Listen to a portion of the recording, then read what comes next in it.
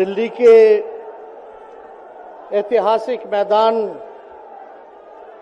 रामलीला मैदान में आयोजित लोकतंत्र बचाओ रैली में उपस्थित हमारे इंडिया अलायंस के सभी हमारे नेतागण, कार्यकर्तागण, पदाधिकारीगण, दिल्ली, पंजाब, बिहार से आए हुए सभी हमारे अभिभावक, बुजुर्ग, माताएं, बहनें और नौजवान युवा साथी, आप सबका इस रैली में हम स्वागत करते हैं। आप सब लोगों का अभिनंदन करते हैं। ये दिल्ली की भीड़ बता रही है कि मोदी जी जिस तरह से आंधी की तरह आए थे उसी तरह तूफान की तरह चले जाएंगे। पहला रैली हम लोगों ने पटना में किया, दूसरा बॉम्बे में किया और तीसरा आज जो है दिल्ली में हो रहा है। और मैं बता दूं, देश के कोने कोने में जहां भी हम लोग जा रहे हैं वहां जनता का साथ, आशीर्वाद मिल रहा है। आज हम सब लोग एकजुट हुए हैं देश के लोकतंत्र, देश के संविधान, देश के भाईचारा को बचाने के लिए। जिस हिसाब से देश में बांटने का काम किया जा रहा है, भाई को भाई से लड़ाया जा रहा है, नफरत की राजनीति की जा रही है, उसलिए हम सब नेता आपकी लड़ाई के लिए हम सब लोग आए हैं और आपकी लड़ाई लड़ रहे हैं। और हम लोग सब लोग चाहते हैं कि इस लड़ाई में आपका साथ मिले, आपका आशीर्वाद मिले और आपका प्यार मिले। जो लोग नारा लगाते हैं अब की बार 400 पार, उनका मुंह है कुछ भी बोलेंगे, लेकिन एक बात तय है, जनता ही मालिक है, आप मालिक हैं और आपको तय करना है कि देश के शासन में कौन बैठने का काम करेगा। आज यहां दिल्ली की जनता से पूछना चाहते हैं, वो लोग नारा लगा रहे हैं, टारगेट फिक्स कर रहे हैं अब की बार 400 पार। ऐसा लग रहा है कि पहले से ही ईवीएम सेटिंग हो चुका है। ये लोग फिर भी आप लोगों से पूछना चाहते हैं कि आप लोग, ये लोग जो नारा लगा रहे हैं, क्या वो सच होगा या वो सत्ता से बेदखल करिएगा? हाथ उठा के बताइए, इनको सत्ता से बाहर करना है कि नहीं करना? आज हम सब लोग देख रहे हैं कि देश में अघोषित इमरजेंसी लागू हो चुकी है। देश में सत्ता में जो लोग बैठे हैं तानाशाह रवैया अपनाने का काम कर रहे हैं, घमंडी हो गए हैं लोग।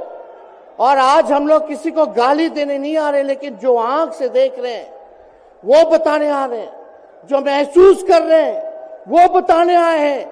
सत्ता में लोग जो बैठे हैं, विपक्ष का धर्म बनता है, कर्तव्य बनता है कि उनसे हम लोग सवाल करें। आज मेरा मानना है कि देश में सबसे बड़ा अगर दुश्मन है तो बेरोजगारी है, महंगाई है, गरीबी है। आज यहाँ लोग हैं, नौजवान हैं, नौजवानों से पूछना चाहते, बताओ कितने नौजवान यहाँ जो हैं मोदी जी ने नौकरी दिया? हाथ उठा के बताइए। कोई नहीं मिलेगा।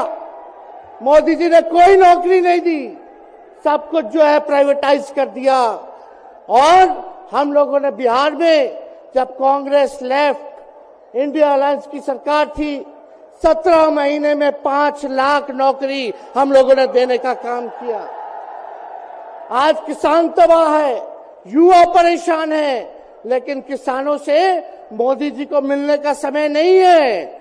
मोदी जी मिलते तो प्रियंका चोपड़ा से मिलेंगे, किसानों से नहीं मिलेंगे।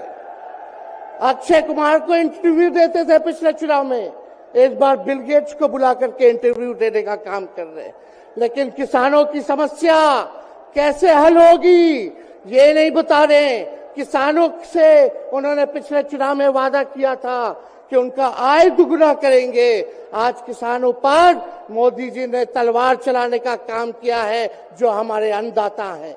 इसलिए आप सब लोग हम लोग जब आवाज उठाते हैं, तब मोदी जी और उनकी जो सेल है पार्टी की, उस पार्टी का सेल में कौन है? ईडी है, सीबीआई है, इनकम टैक्स है। लालू जी को तो कई बार सताया गया, मेरे ऊपर मुकदमा किया गया, मेरी मां पर, मेरी बहनों पर, मेरे जीजाओं पर, मेरे पिता के जितने संबंधी थे सब पर केस मुकदमा किया। अभी बिहार चले जाइए, कई हमारे नेताओं पे छापेमारी चल रही है, कई जगह ईटी का रेड चल रहा है, आईटी का रेड चल रहा है, लेकिन हम लोग घबराने वाले लोग नहीं।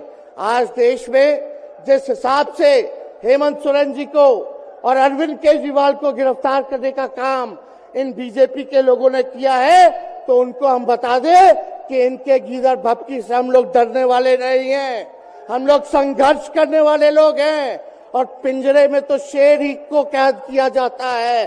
सब लोग शेर हैं, आप लोगों ने ताकत दिया है, आपकी लड़ाई हम लोग लड़ रहे हैं। कंस राज आप लोगों ने देखा होगा, जब कंस को किसी से तकलीफ होती थी, डर लगता था, तब जेल में लोगों को बंद कर दिया जाता था। लेकिन जेल जाने से यहां कोई डरने वाला नहीं है।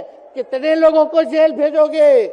लेकिन जब जनता जब जवाब देगी, जब वोट का चोट दीजिएगा, तो मोदी जी हाथ मलने का काम करेंगे, सत्ता से बेदखल हो जाएंगे। इसलिए ये अपनी ताकत को पहचानिएगा। सब लोग चुनाव के समय आप सब लोग पोल कीजिएगा, वोट दीजिएगा, लोगों को भी वोट दिलाने का काम कीजिएगा। बीजेपी के लोग झूठ बोलने वाले लोग हैं। ये लोग यूरिया को भी चीनी बना देते हैं, ये लोग गोबर को भी हलवा दे करके परोस देते हैं, ये लोग आंख फोड़ करके चश्मा दे देंगे और फिर बोलेंगे देखो हमने चश्मा दिया। ये झूठी पार्टी है, इसलिए इन पे विश्वास मत कीजिएगा। मोदी जी कहते हैं कि उनका गारंटी मजबूत गारंटी है, गारंटी की बात करते हैं। हम बोलते हैं मोदी जी की गारंटी वैसे ही गारंटी है जैसे चाइनीज माल होता है, 2-4 बार इस्तेमाल करोगे और वो गारंटी जो है खत्म हो जाता है, टूट जाता है, खराब हो जाता है। तो जब तक चुनाव है तब तक ही मोदी जी की गारंटी है, बाकी कुछ नहीं। 2 करोड़ रोजगार का क्या हुआ, 15-15 लाख रुपए का क्या हुआ, ये जवाब नहीं देने वाले, लेकिन हमेशा जो है प्रोपेगेंडा चलाने का काम करते हैं और लोगों को भटकाने का काम करते हैं। इसलिए आप सब लोगों को सावधान रहना पड़ेगा। इनके झूठ पे आप लोग विश्वास मत कीजिएगा। और हम सब लोगों ने आज तस्वीर देखा, आज तस्वीर क्या देखा कि आज महामहिम राष्ट्रपति जी अडवाणी जी को भारत रत्न देकर के सम्मानित कर रही थी। मोदी जी अडवाणी जी के बगल में बैठे हुए हैं, राष्ट्रपति खड़ा होकर के सम्मानित कर लिए हैं, लेकिन मोदी जी खड़ा भी नहीं हुए राष्ट्रपति के सम्मान में, खड़ा भी नहीं हुए। इससे पहले भी हम लोगों ने तस्वीर देखी कि राष्ट्रपति पीछे पीछे चल रही है, मोदी जी आगे आगे चल रहे हैं। ये हम आप सब लोगों को बताना चाहते हैं कि इनका संविधान पे कोई विश्वास नहीं है। ये लोग नागपुरिया कानून को लागू करना चाहते हैं, आरएसएस के एजेंडे को लागू करना चाहते हैं। इसलिए ज्यादा कुछ ना कहते हुए एक आंकड़ा हम जरूर बताना चाहेंगे। देश में इंटरनेशनल लेबर ऑर्गेनाइजेशन ने सर्वे किया है, उसमें आंकड़े हैं कि आज देश में बेरोजगारों में से 83% युवा है। पढ़े लिखे युवाओं में बेरोजगारी लगभग 65% है। ग्रामीण क्षेत्रों में सिर्फ 17.5% युवाओं के पास ही काम है। यानी भारत की आत्मा गांव में 82% युवा आज बेरोजगार हैं और मोदी जी इसके बारे में कोई काम नहीं किया। आप एक बार विश्वास कीजिएगा, अगर इंडिया सरकार की अलायंस की सरकार बनती है तो नौजवानों को हम लोग नौकरी देने का काम करेंगे, बेरोजगारी को दूर करेंगे। और जाते जाते बहुत सारे नेताओं को बोलना है, लेकिन एक अंत हम करेंगे एक गाने के साथ। और आप लोगों ने गोविंदा का फिल्म का एक गाना सुना होगा कि तुम तो धोखेबाज हो, वादा करके भूल जाते हो।